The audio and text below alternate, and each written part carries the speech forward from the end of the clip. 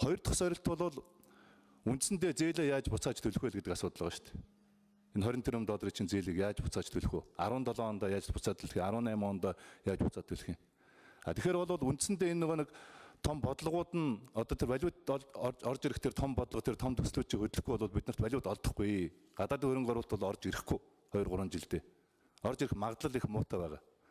Тэгэхээр хүссэн үсээгүй зээлийг зээлээр солино. Зээлийг зээлээр солино.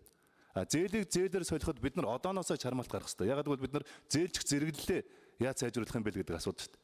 Зээлийг зээлээр солиход бид нар ямар ч байсан баг хүүтэй зээл авахд ийм л эрэлт мордсон шүү дээ. Тэгэхэд бид нар дор хаяж төсөв чинь алдагдaltaгүй байх хэрэгтэй. Зээлчих зэрэглэл чинь сайжрахыг зорьсон ийм зорилтууд байх хэрэгтэй. Гадны одоо хөрөнгө оруулагч нарын зөв мессеж байх хэрэгтэй гэж ойлгоод байгаа хгүй. Зөв ордлого, зөв хандлагууд байх хэрэгтэй гэж би ойлгоод байгаа.